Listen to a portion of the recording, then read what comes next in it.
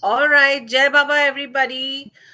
Today is Children's Day in India, and I wish happy Children's Day to all the children in the world, wherever you are, and all the children and us, wherever in the world you are.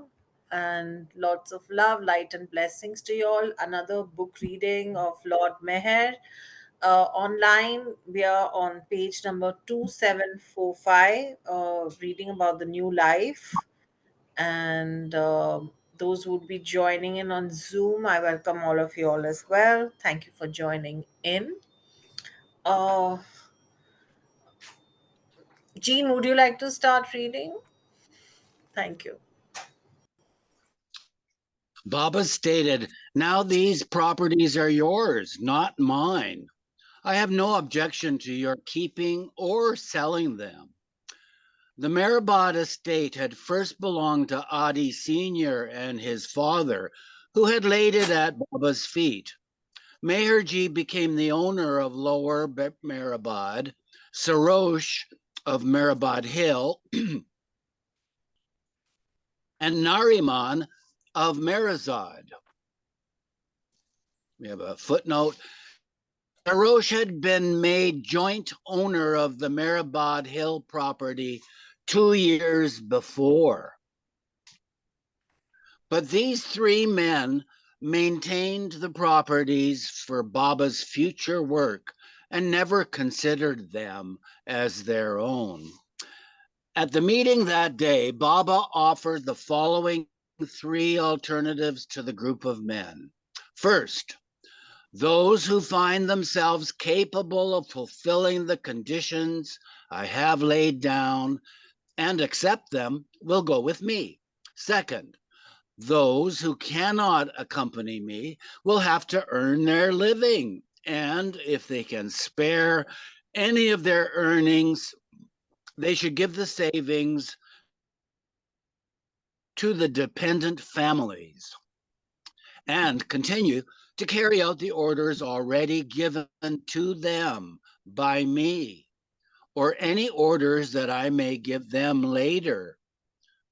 Third, those who can neither go with me nor support others and carry out my orders will have to go their own way. Before discussing anything further, Baba asked Ghani to read out the following prayer. May God give good buddhi, and sense is the meaning of buddhi, to the mandali, and full suddhi, discrimination, to Baba. Clarifying the alternatives, let me just read that again.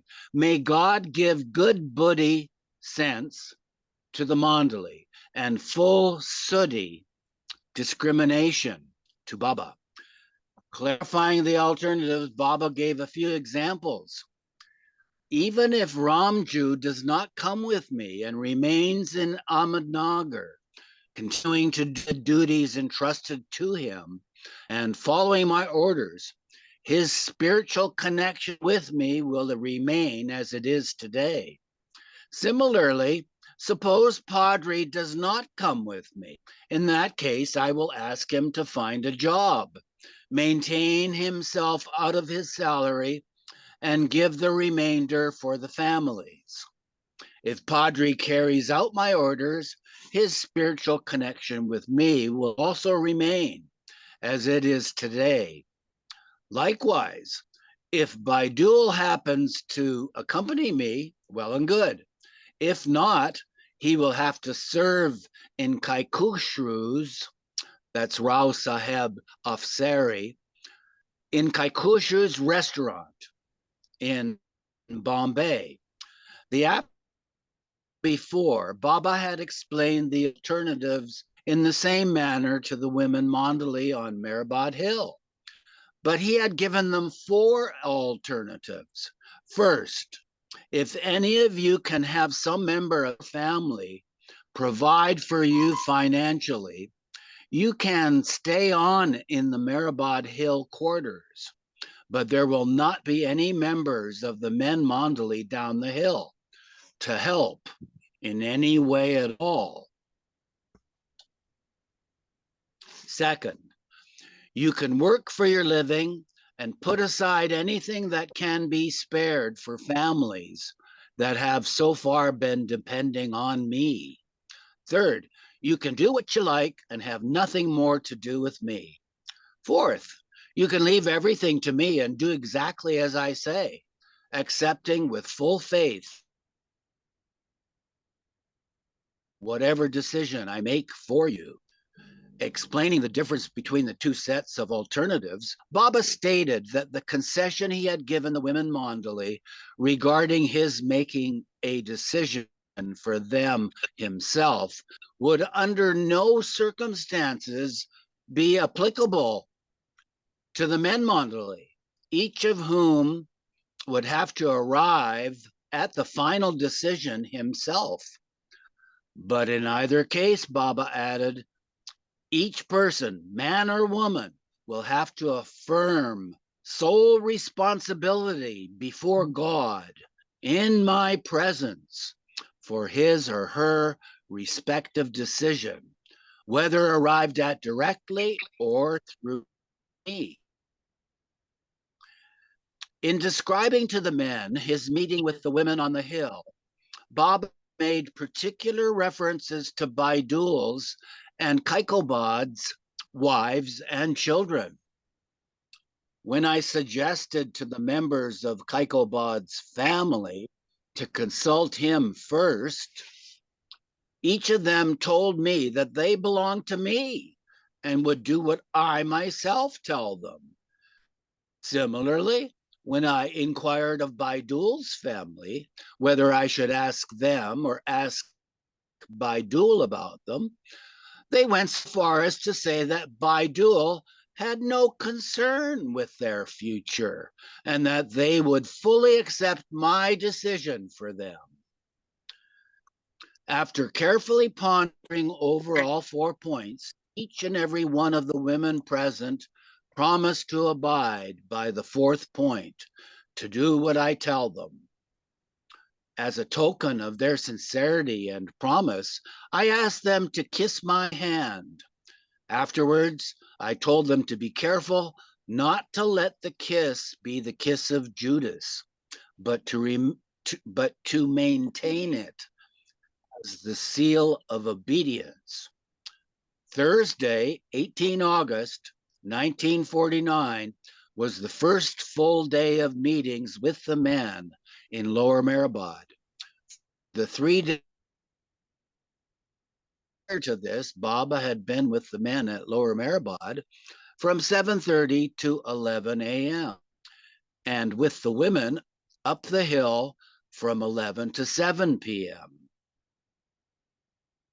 Meramani, Goher, and Meru had accompanied Baba to Mehrabad from Meherzad on the 15th, 16th, and 17th. However, from the 18th onwards, Baba would be spending the entire time with the men at Lower Mehrabad. Baba's repeated prayers to God and his assertions about being liable for the Mondali's responsibilities reached a climax on the 18th. Jai Baba. Next reader, please. Yeah, could I have Diana read next, please? Thank you.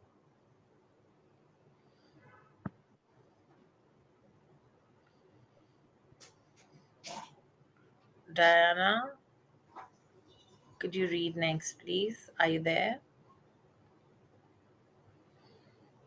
Mm, okay.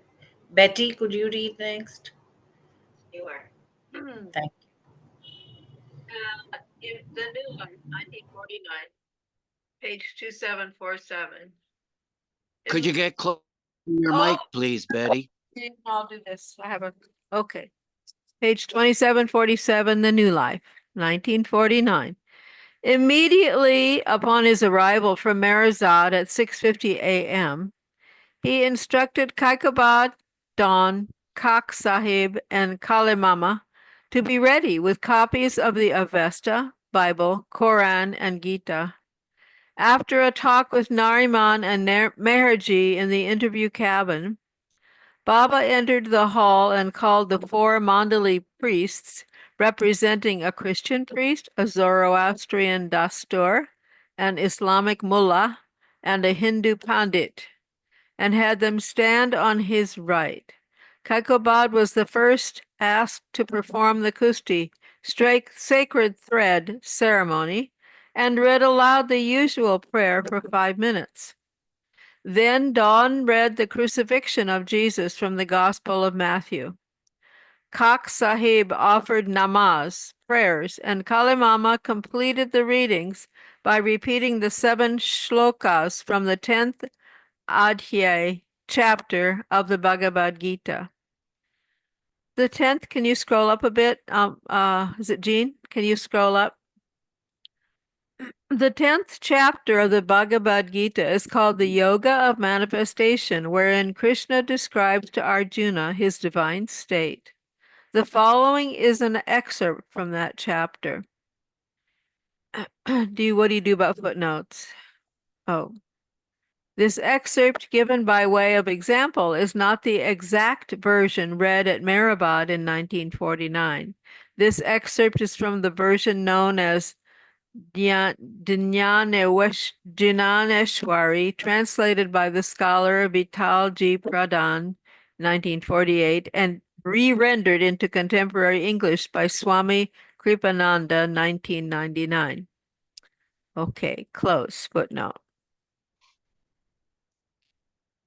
Krishna says, "Listen, I shall explain to you my divine self-manifestations, those only that are prominent, for there is no end to my extent. I am the self, Arjuna, abiding in the heart of all beings, and I am the beginning and the middle of beings and the end as well.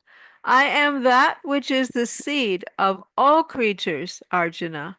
There is nothing that could exist without existing through me, whether moving or not moving. There is no end to my divine manifestations, Arjuna. This has been declared by me as an example of the extent of my manifestations. Whatever manifested being that is glorious and vigorous, indeed, understand that in every case he originates from a fraction of my splendor. But what is this extensive knowledge to you, Arjuna? I support this entire universe constantly with a single fraction of myself." After each reading, Baba would take the book and keep it on his lap, resting his fingers on it. After the last prayer, Baba took the holy books from his lap and spread them out on a table by his side. He directed Gani to put both his hands on the 4 books and offer the following prayer. May God help Baba to definitely take this step, which he is taking, to give up everything and to go away irrevocably, so that from October 16, when he enters the new life, there will be no turning back.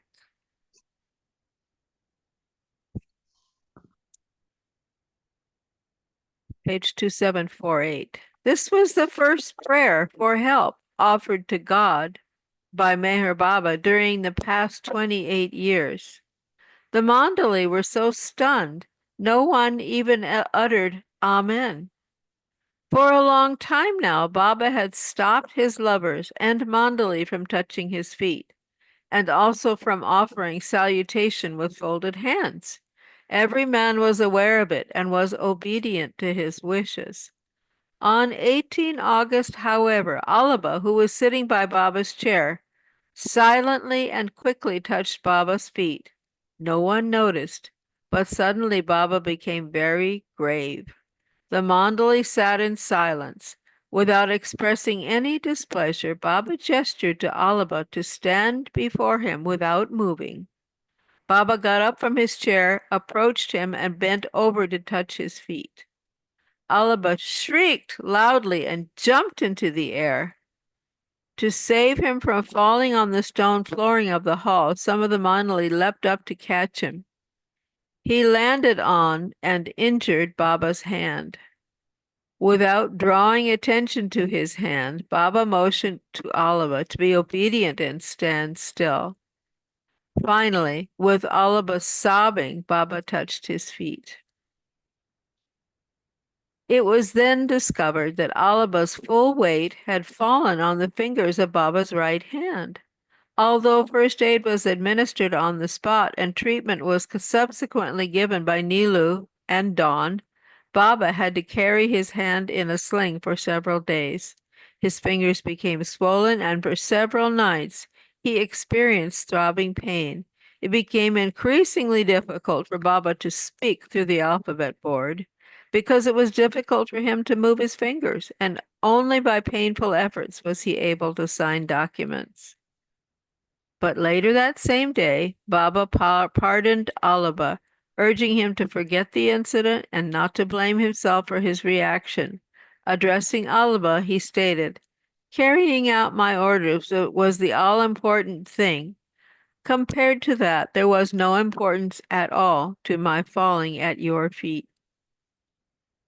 How will it be possible for you to accompany me if you are not fully prepared to completely fulfill the conditions?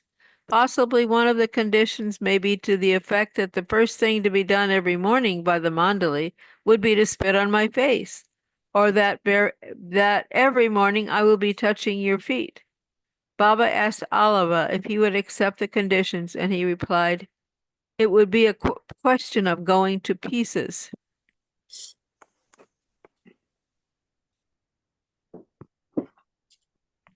No, Baba stated, it is not that.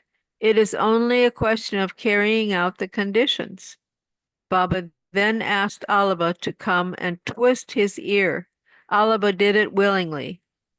Anna 104 then raised his hand, and on Baba's inquiring, he said, "I am ready to twist your ear too."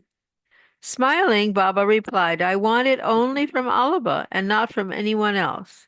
But if any of you feel like giving vent to your pent-up feelings to settle old scores with me, I would not mind my ear twisted this day by any of you without fear of my displeasure." Amidst the roar of laughter, Baba remarked, "Twisting of my ears is easy, but following my orders is difficult." Baba then remarked, "Those who want to come with me should consider themselves as already dead. Just as a corpse has no connection or concern with anything material, does not ask questions, and does not want anything in like manner, those accompanying me will have to be with me as corpses. I'm going to see who wants to die for no particular reason by going with me." Baba invited the Mandalis' wholehearted, honest, and sincere cooperation and warned that they should give up all notions regarding spiritual leanings and beliefs. He asked them to view their going with him without the least expectation of any reward. I think maybe I'll stop there as this looks lengthy and all. Is that okay? Thank Is you, that buddy. okay? Eva, read from here. Thank you. Sure. Is it here explaining Baba? Is that where I start? Yeah. Okay. Explaining, Baba dictated at length. It is not merely a question of hardships and difficulties like those encountered in must trips. The most difficult thing now is the need to control emotions and feelings and to have absolute readiness for a split second and on the spot obedience to whatever I will ask you to do or not to do. I do not expect any of you to be free, excuse me, from your respective reactions of good or bad impulses, of anger, displeasure, likes and dislikes. But what I expect of you is not to make the least show or give any direct or indirect expressions to your feelings and reactions. I will be free in every way and you will be bound in every respect. I will live among you as one of you, like a brother. I may even fall at your feet or ask you to spit on me. That is why I have been saying that the conditions will be such that very few will remain with me to the end. But at all times and under all circumstances, you must continue to look upon me as your master and to obey me implicitly. Scrupulous care will have to be taken all the time by those going with me to avoid creating any occasion or situation by word or deed, whether directly or indirectly, that may be capable of inviting or encouraging any homage or reference to be paid to me or to any of you by anyone else. If by chance any respect or homage happens to be paid unsolicited to anyone, that action of respect or homage must be instantly met with an identical action on the spot by the Mandalis concerned, except when I happen to touch the Mandalis' feet or bow at their feet or salute them, and so forth. Above all, I will not be mindful of anyone's health or have any concern with anyone's moods and likes and dislikes, as I have been doing so far. Under all these circumstances, those of you who really succeed in remaining with me to the end will become worthy to be worshipped by me. I will therefore be glad to have as many of the Mandali go with me as possible, but looking to the difficulties ahead and to the conditions I have in mind to lay down in order to meet all likely situations and circumstances, I have my doubts if even 5 would be able to stand to the end, even if 500 were to accompany me. After those called for the 5 days of meetings had left Meherabad, Don and Ghani drafted the new life conditions based on the points given by Baba. But before they were read out at 10:30 a.m. on Saturday, 21 August 1949, Baba asked Ghani to offer this prayer. May it please God to give his absolute strength to Baba to adhere to everything in his conditions to the very end. After the prayer, Baba directed Don and Ghani to revise the document concerning different interpretations of the conditions. At the same time, he continued to dwell on the gravity and finality of the new life and the irrevocable and unchangeable nature of the conditions to be adopted on the 31st of August. Baba stated, there will be no change in the decisions I have taken. I am not going to return to Meherabad or Meherzad. That fact has been made permanent by the oath-taking ceremony performed through the 4 Mandali members the other day. I was also very glad I received injuries on the hand that I had placed on the religious books. Thanks, Eva. Diana, Oh, can you next? Thank you. Yeah. That ought to be an eye-opener for the Mandali that those going with me will have to face great sufferings. As in the beginning, it was Nilu who would interrupt Baba at the end of the meeting saying, everything will be easy. Usually Baba would not reply, but that day he responded, there is no difficulty at all. There will be difficulty if by 2 p.m. tomorrow, Ramju does not complete the work entrusted to him.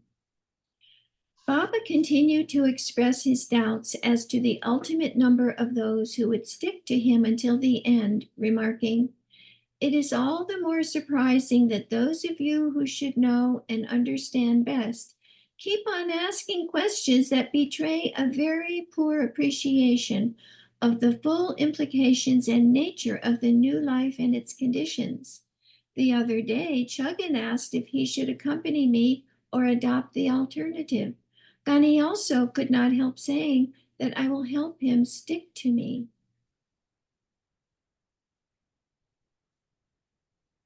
The fact is that I will not at all be responsible for anything or anyone. I will bear no responsibility even for Gustaji, although he will be the only one whom I shall try to keep with me, because Upasni Maharaj sent him to me. But that too will depend upon whether Gustaji will continue listening to me. Otherwise, there will be goodbye even for him. In the course of the discussion, Baba pointed to his injured fingers in the sling and remarked, "This, plus my complete silence and the things I have to do and will have to do, can best be left to your imagination. If, later on, the other arm is paralyzed, it would mean that I would be almost helpless physically. In that case, those who remain with me may have to live and subsist on only water, because according to one of the conditions, when food is received or obtained by anyone through begging, it is to be brought to me and cannot be eaten unless I distribute it myself." At first, the conditions were to be given to all Mandali members in and outside of Ahmednagar, as well as to others connected in one way or another with Baba and his work. Later, Baba clarified that no one under the age of 25 or above 60 would have any place in the new program. As the 5 days of meetings went on, the field of prospective companions to enter the new life gradually narrowed to a small number.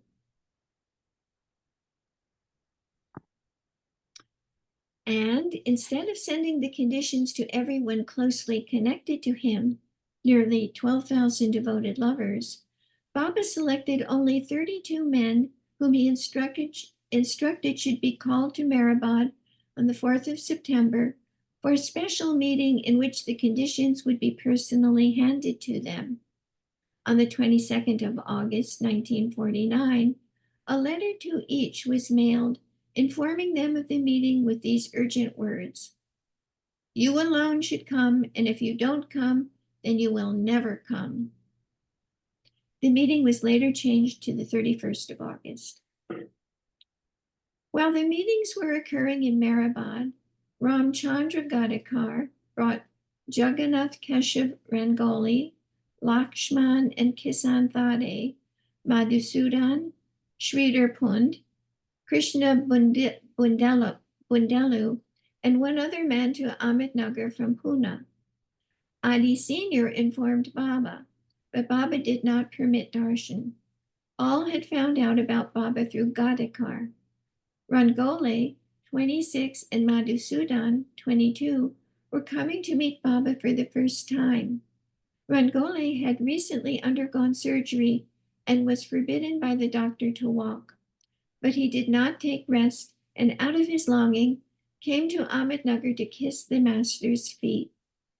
Baba, however, did not allow the men to see him.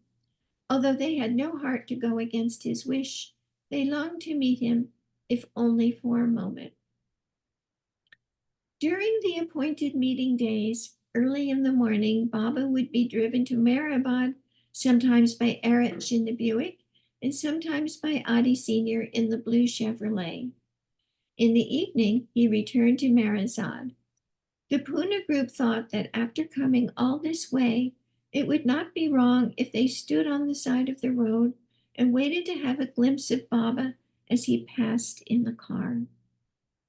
On the evening of the 21st of August, 1949, at 7:15 p.m., while Baba was turning to Mehrabad, he saw the group standing by the road. He asked Adi about them, and Adi told him who they were. Baba had Adi stop the car. He called the lucky group, and they came running. In his joy, Rangoli totally forgot the doctor's orders and stood up and rushed after the others toward Baba. Madhusudan had a vivid dream the night before. In it, he saw a woman and asked her, "Do you know where God is?" "Do you want to see God?" she asked. "Yes, I want to see him," he replied. "Do you want to see God in human form?"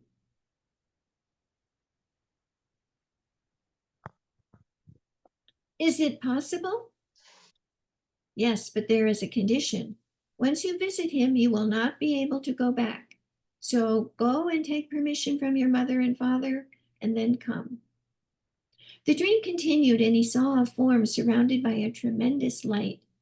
As soon as Baba's car drove up, Madhusudan saw the same beautiful light enveloping the exact form he had seen in his dream.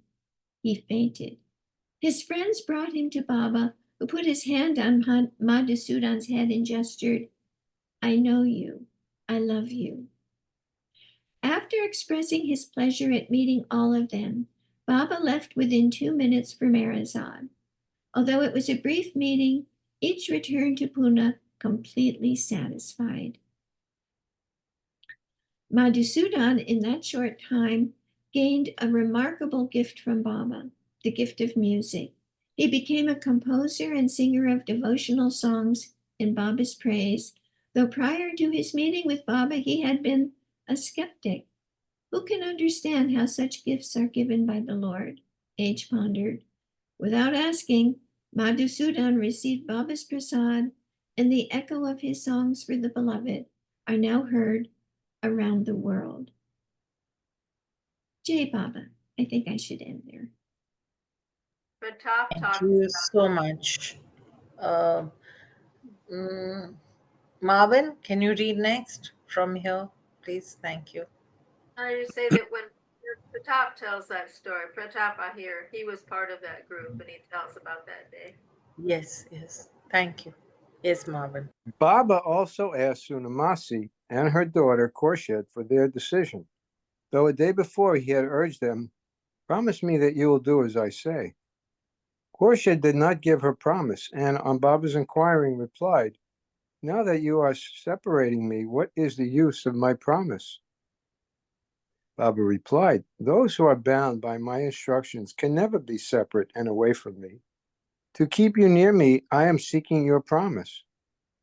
Khorshid therefore promised, and Baba arranged for them to stay at Meherji's also. I'm sorry, Marvin. It's from the top of the page, I believe. I mean, from the top of the screen.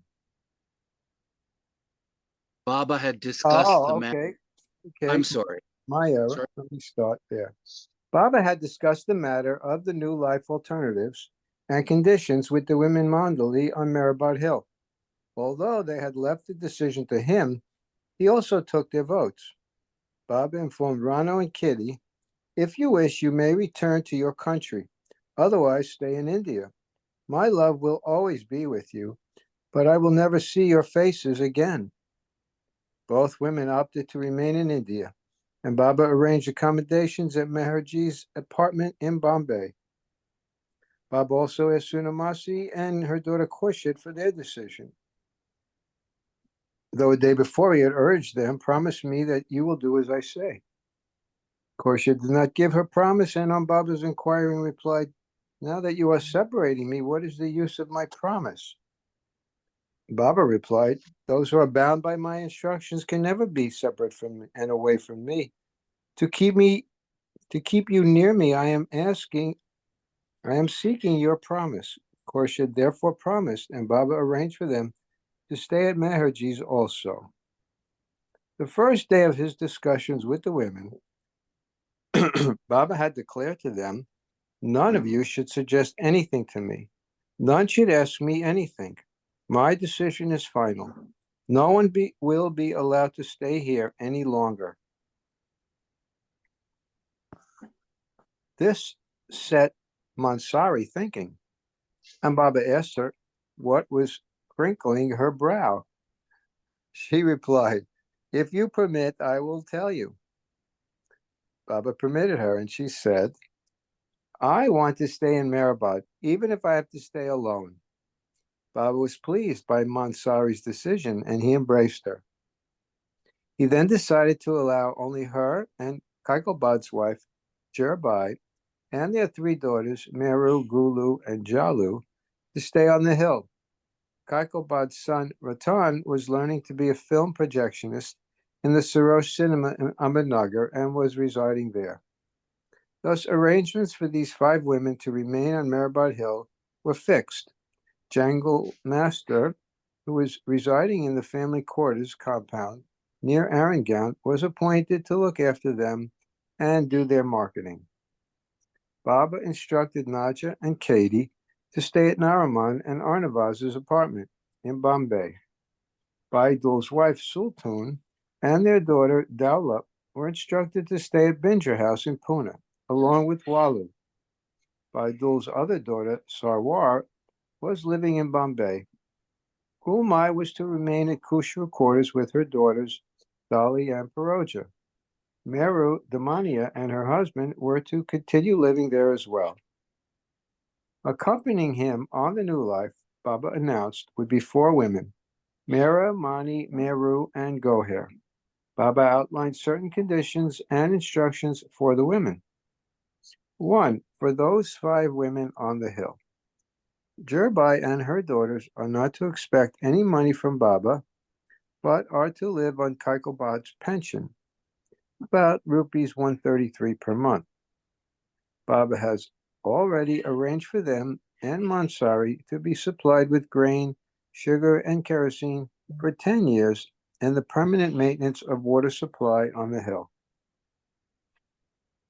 Sarosh will employ permanently Jamadar as night watchman and Jangli on day duties as follows. A. Maintaining water supply under all circumstances for the needs of all who are allowed to stay on the hill. B. Shopping for Mansari and party and getting their requirements met from the bazaar at Nagar from time to time. C. Looking after the garden and the whole of the premises as much as best as he can. There will be no doctor nor any arrangement for medical assistance available on the hill or at Lower Meherabad. They will keep all their personal things, clothes, etc., and retain pieces of furniture necessary for their daily use from the lot available on the hill. 2. For those going to Bombay, Katie is to take a job that Nariman will find for her, like that of a shorthand typist, shop assistant, etc. Masi and Khorshid to stay in one of the rooms at Meherji's wife, Homai's place, where Baba stayed, and they may cook for themselves or eat with Homai. If they prefer to cook for themselves, Homai will provide them with the necessary wherewithals. Khorshid to sew, and if possible, to earn money with her sewing. Masi can help Homai in household work. Rano and Kitty will have one separate room for themselves at Homai's place, and at first they will stay here for 2 months. Baba will decide by then whether he will call them to join him in his new life or whether they are to stay in Bombay. In the latter case, they will then take up jobs that Meherji will help them to find, like that of imparting music or drawing tuitions, etc. They will cook for themselves, and Homai will provide them with the necessary wherewithals. If they choose, they can also eat with Homai. Instructions for the day-to-day life of those staying with Arnavaz and Homai in Bombay. Meals, breakfast, etc., to be eaten by them at home and to be supplied to them freely. No restriction of any kind is meant to apply to Arnavaz, Nariman, and Homai Meherji, all of whom can go out to dine as and when they like. In that case, the Ashramites can cook for themselves. The Ashramites can go for an outing with Arnavaz or Homai, or both, but the Ashramites will neither eat outside anywhere nor go to cinemas by themselves or with anyone. all earnings by sewing, salaries, and in the case of Masi and Khorshid also, the income of about rupees 90 per month that they get must all be given to Homa or Arnavaz according to where the parties concerned stay, and Arnavaz and Homai must spend all such money towards their respective household expenses without saving anything for anyone on any account, to help in the house if time is available and if it is necessary to do so. Thus, arrangements were made for all in the women's section of the ashram. Baba bound them with his instructions, and hence even those who were not going with him had a deep experience of the new life. When everything was settled, Baba returned to Meherabad on Thursday, 25 August 1949, with the Meherazad women. That afternoon at 3 p.m., he held a meeting on the hill with Adi Sr., Ramju, Pendu, Vishnu, Sidhu, and Kaikobad, and informed them, "You know about the 4 alternatives given by me to the women Mandali. Accordingly, it was left for me to decide about them, unlike the men who are to decide for themselves. I have decided about the women today. I have called you to hear their decisions, because we first decided that no one from the Mandali was to stay either on Meherabad Hill or in Lower Meherabad. We have since made an exception about Lower Meherabad. A few of the men Mandali are to stay there for 1 year, and some can stay permanently also. Likewise, under my decision for the ladies, some of them will stay on the hill permanently. Before giving my decisions, I invited their suggestions, and Mansari and Kaikobad's family requested to be allowed to remain on the hill. I approved of the idea on my own, but hesitated to give my decision because of one point, which has also now been cleared." Thank you. Marilyn, could you lead a little loudly, please? Thank you. Okay, thank you. These 5 persons can now stay on the hill for all times, subject to the following 2 understandings. First, not to expect to ever again see or meet me, or to entertain the least idea that I will ever return to stay on the hill. And second, to abide by all the conditions laid down under the agreement made in respect to their staying on the hill. The conditions were again repeated before Mansari and Kekabad's wife and daughters, and all promised to abide by them.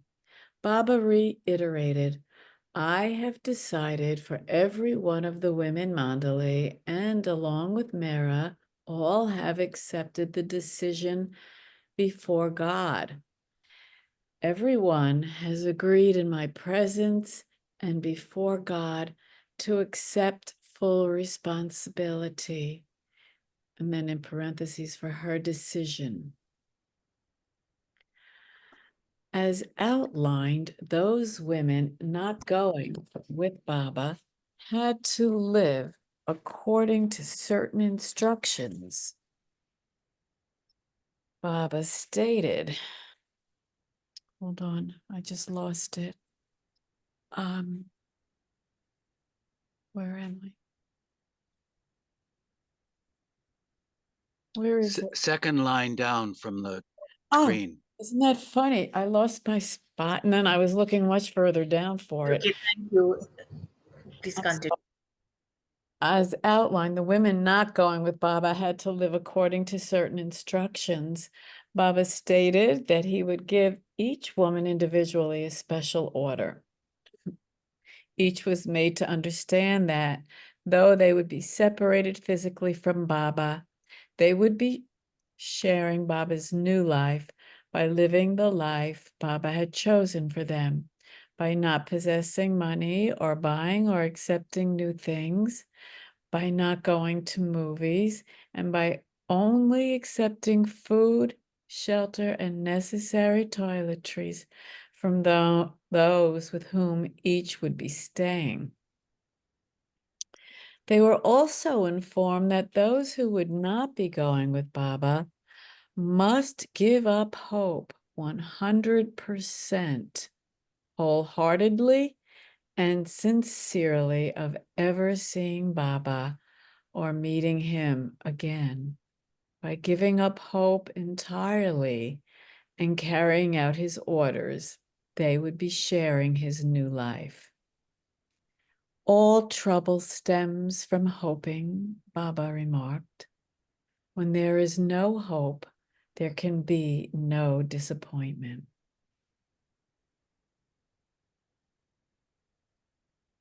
He made it clear to the women, stating, whatever may happen in regards to ill health or disaster to any of you after October 15 is no longer my responsibility. Each one of you has to hold herself responsible for what may happen. If you accept this wholeheartedly and willingly, swear it before God. On the other, one after the other, as Baba wished, all the women, after washing their faces and hands, took an oath before the impersonal God and in the presence of Baba, accepting full responsibility for themselves.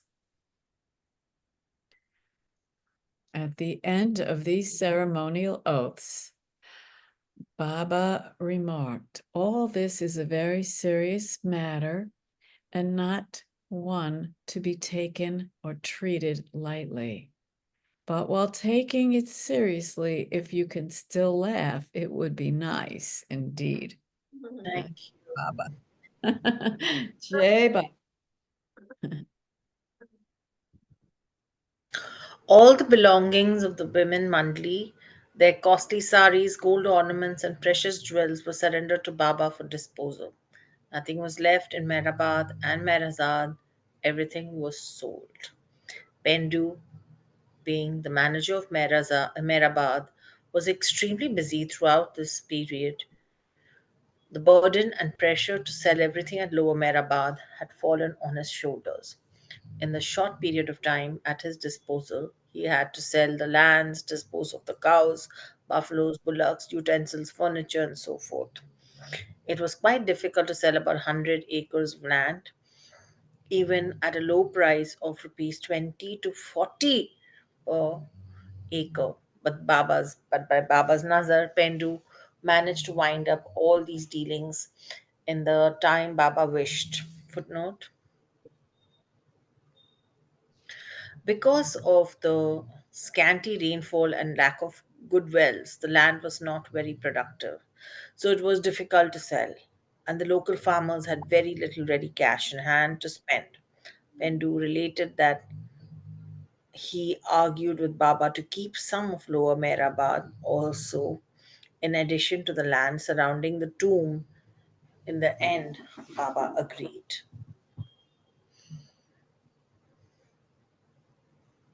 As Baba had outlined, the money collected was required essentially for the maintenance of the dependents and their families.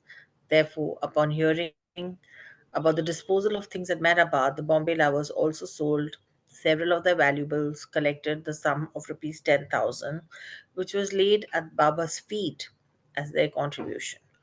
Among them were women who had contributed their mite by selling off everything they had.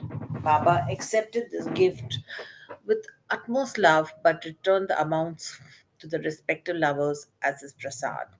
Praising his Bombay lovers, Baba remarked, Dina Talati not only gave away her everything but beseeched me to utilize the amount she had been able to save all these years.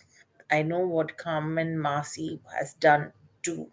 She always had hard times to pass through and can hardly make two ends meet. Truly, she has gone half hungry and still surprisingly was able to send me rupees 400. On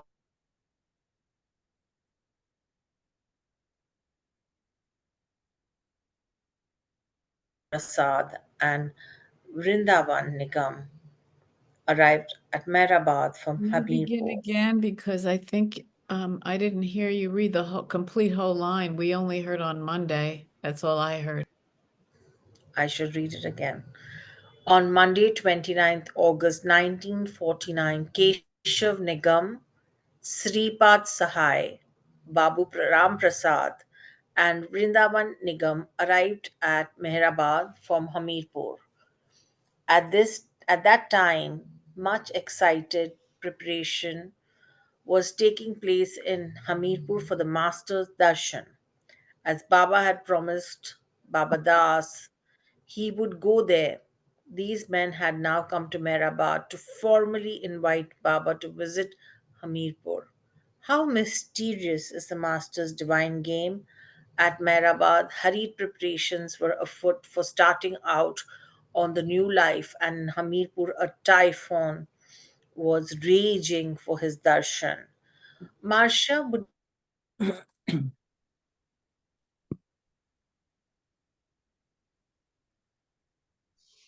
okay. Um, Ralph, would you like to read next? Driving. Okay, all right. In that case, should we I'll end read. here? I'll Continue. read if you'd like. Okay, okay, Diana, you can read this page and then we'll end the meeting Okay. after. Start at the Thank top. you. Baba came to Mehrabad. Yeah. Okay. Thank you. Baba came to Mehrabad from Marazan on the morning of the 30th of August at 7 o'clock and called the four stalwarts of his cause in Hamirpur into his cabin along with Baba Das. Although Baba Das and Shripad had told Keshav Nigam of Baba 7 years before, this was Keshav's first actual meeting, he later recollected. August 30th, 1949 was not only the most blessed moment of my present life, but it also marked the culmination of all the blessed moments of all my previous lives and the long vista of my evolutionary sojourn. For on that day I saw God Himself on earth in the form of Avatar Meher Baba. The flame of Baba's love was intensely kindled within me, and before it, all the world and its mundane activities appeared absolutely petty and unreal. Baba explained to the Hamirpur group, people call me the Lord of the universe, but I am the servant of the universe. I am the washerman Bye-bye. come to cleanse the dirt of humanity. You all are very fortunate to be here at this moment when I am about to enter my new life. Now I will give you 3 orders for you all to follow from the 15th of October, 1949 for 1 year. Think them over, and on returning to your homes, let me know what you decide. I will not at all be displeased if you do not accept any one or all of these orders. But once you promise me to obey one or two or all of these orders, then you must not break them. For this reason, think carefully before you give me your word. These are the 3 orders. 1. Do not touch money. 2. Do not touch women. 3. Fast for 24 hours on any fixed day every week, taking only water and tea. Regarding the Darshan program, Baba said, I agree to give Darshan on one condition. If you make it your responsibility to see that no one coming for my Darshan folds his hands before me in obeisance or touches my feet, only then will I consent to give Darshan. This seemed impossible for them, but they assured Baba they would do their best to see that it did not happen. Baba, however, was adamant, I want your firm promise. They could not give it, and so Baba advised, return to Hamirpur for the time being and prepare people to receive me, making them aware of the conditions for my darshan. When they are fully ready, inform me, and I will come. Baba asked them to have leaflets printed in Hindi about his conditions, and they departed. This was the beginning of setting fire to Hamirpur district, and age was to witness how this spark became a blaze which engulfed the entire populace. Thank you so much, Diana. Good Let's, place to end. yeah, so we will start from page number 2759 next week. Eva, just make a note of this 2758. We ended, and I'm not sure what we started on. Just one second. We started on 2746 and we ended on 2758. Yeah. Thank you. And we can Just end to the record. clarify, Yeah. Mona, next week we start at the top of 2758 because I Oh, turned yes. the page Thank, when you yeah, blink. yeah. Sorry. Yeah. Eva, just make a note. We start on 2746 and we ended on 2757. Yeah. I'm on it. Hi. Stop the recording. We can all have a informal chat. Whoever. Yeah. Thank you. Jean, you can